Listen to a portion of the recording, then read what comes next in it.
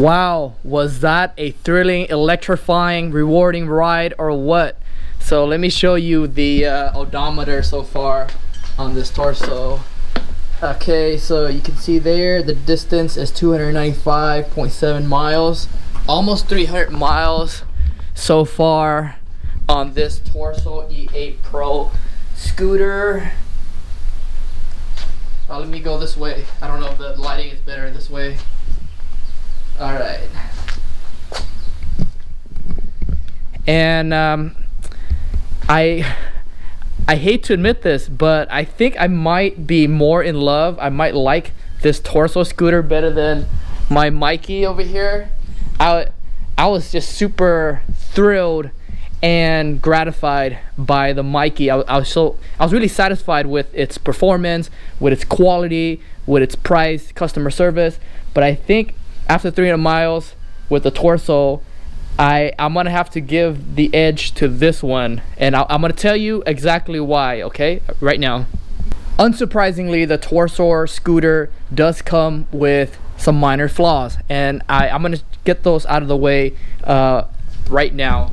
So if you see here, there was a grip handle here to grab onto and lift the rear of the scooter up.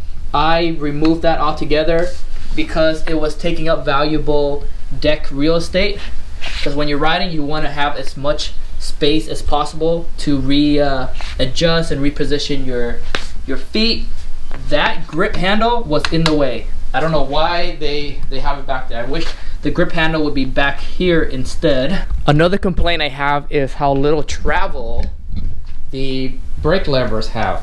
I wish the brake levers would go all the way into here before they engage the brake rotors. But if anybody knows how to adjust this, let me know. I mean, don't get me wrong, the brakes are excellent.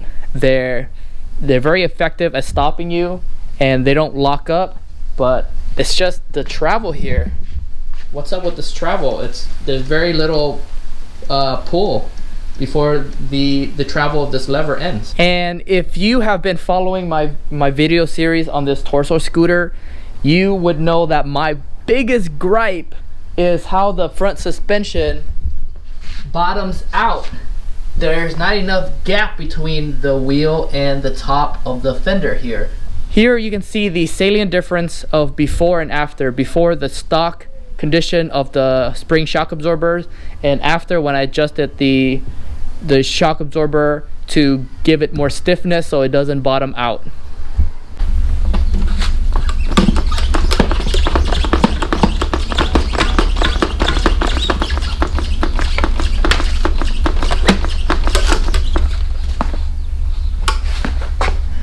And finally, the mother of all discontent, my biggest issue with the scooter were speed wobbles at higher speeds. Scary speed wobbles, where the front handlebars would shake, shake, shake, shake, shake. And I felt like I was gonna get dumped off the scooter. To my absolute relief, I was able to knock out 2 birds with 1 stone. So the suspension bottoming out and the speed wobbles were simply solved. So as it turns out, it was stupid simple to do.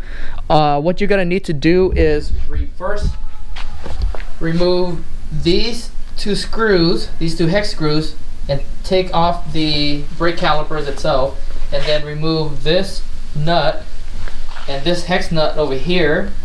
That will allow you to, you're also gonna need to cut this zip tie here, and then there's another zip tie down there, and then remove the wheel. And then inside, I don't know if you can see this, but at the bottom of the spring there's gonna be a nut, a threaded nut. It's like more like a threaded disc, and you're gonna turn that disc, or you're gonna want to turn that disc counterclockwise to squeeze the spring up so that you can put a little bit more stiffness into the spring, and that will simultaneously solve the suspension bottoming out and also the speed wobble. So it's just such a huge relief. And with those issues out of the way, this is, without a shadow of a doubt, the best scooter you can buy for under 1,500 bucks.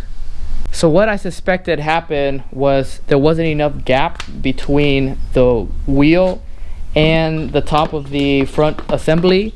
What happened was at higher speeds, when the wheel went over a bump, it bottomed out the suspension, and that was what caused the wobble.